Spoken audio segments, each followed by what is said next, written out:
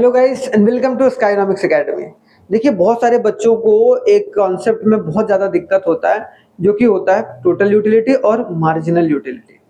अब भाई, total utility total satisfaction को बताता है, मार्जिनल यूटिलिटी मार्जिनल सेटिस्फैक्शन को बताता है कि जब हम एक प्रोडक्ट जो है एक्स्ट्रा कंज्यूम कर रहे हैं, तो एक एक्स्ट्रा कंज्यूम करने पर हमारी सेटिस्फैक्शन कितनी बड़ी है, उसके बारे में मार्जिनल जो है यूटिलिटी बताता है। तो इनके रिलेशन के बारे में अगर समझा जाए तो हम 3 से 4 पॉइंट में रिलेशन को समझेंगे।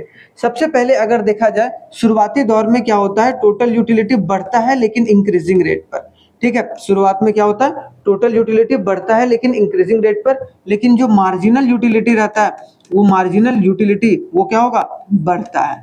ठीक है, शुरुआती में मतलब एक पॉजिटिव रहेगा, बढ़ता है।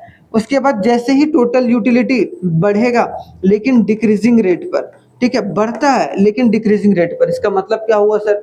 इसका मतलब सिंपल सी बात है, जैसे पहले 8 से बढ़ रहा था टोटल यूटिलिटी, तो अब 5 से बढ़ रहा है, 3 से बढ़ रहा है, 2 से बढ़ रहा है, लेकिन बढ़ तो रहा है लेकिन पहले से कम रेट पर बढ़ रहा है। तो जब ऐसा हरकत करने लगे टोटल यूटिलिटी, तो मार्जिनल यूटिलिटी क्या होगा, मार्जिनल यूटिलिटी डिक्रीज करेगा। ठीक है, मार्जिनल यूटिलिटी क्या करेगा, देखो 8 से 6, 6 से 4 आ गया। तीसरा अगर देखा जाए, टोटल यूटिलिटी अगर मैक्सिमम पर पहुंच गया, टोटल यूटिलिटी मैक्सिमम, जैसे टोटल यूटिलिटी कितना हो गया, 20 मैक्सिमम, तो यहाँ पर हमारा मार्जिनल यूटिलिटी क्या हो जाएगा, मार्जिनल यूटिलिटी 0 हो जाएगा।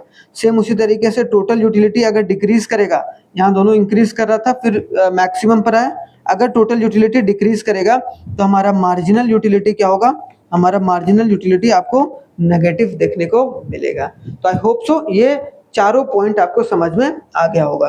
ये तो टेबुलर फॉर्म था, अब थोड़ा सा ग्राफिकल फॉर्म आते हैं। शुरुआत में देखिए कि ये पॉजिटिव रहता है, भाई कौन रहता है पॉजिटिव, या फिर इंक्रीज करता है 8 तक आता है, कौन, मार्जिनल यूटिलिटी। तो अगर देखा जाए, शुरुआत में टोटल यूटिलिटी तो बढ़ता है लेकिन इंक्रीजिंग रेट पर, उसके बाद टोटल यूटिलिटी बढ़ता है लेकिन वो डिक्रीजिंग रेट पर, किस पर, डिक्रीजिंग रेट पर बढ़ता है। जब टोटल रेट डिक्रीजिंग रेट पर बढ़ेगा तो यहाँ तक अभी तक तो पॉजिटिव रहेगा, फिर ये धीरे धीरे कर कर मार्जिनल यूटिलिटी क्या होता है, कम होता चला जाता है। जब मार्जिनल यूटिलिटी कम होगा, उसके बाद ये मार्जिनल यूटिलिटी 0 आएगा, जिसको हम लोग पॉइंट ऑफ सैचुरेशन भी बोलते हैं या पॉइंट ऑफ स्टेरिटी भी बोलते हैं, ये बात याद रखना है।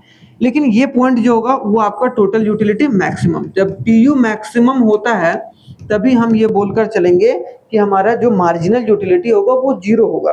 क्लियर? जब हमें पूरा सेटिस्फैक्शन मिल जाएगा तो हमारी सेटिस्फैक्शन कभी इंक्रीज और डिक्रीज तो होगी नहीं, सिंपल सी बात है। सेम उसी तरीके से लास्ट वाला फेज, जब टीयू जो है टोटल यूटिलिटी, हमारी जो टोटल सेटिस्फैक्शन है, अगर वो कम हो जाता है तो सिंपल सी बात है, हमारी मार्जिनल यूटिलिटी क्या होगी, नेगेटिव में चली जाएगी। तो ये कॉन्सेप्ट था, बहुत इंपॉर्टेंट है, जिसको आपको समझकर चलना है। तो हमने प्रयास करा कि आपको जल्दी से जल्दी ये कॉन्सेप्ट बताने की। कैसा लगा कमेंट करके कमेंट बॉक्स में जरूर बताइएगा। Thank you very much. जय हिंद।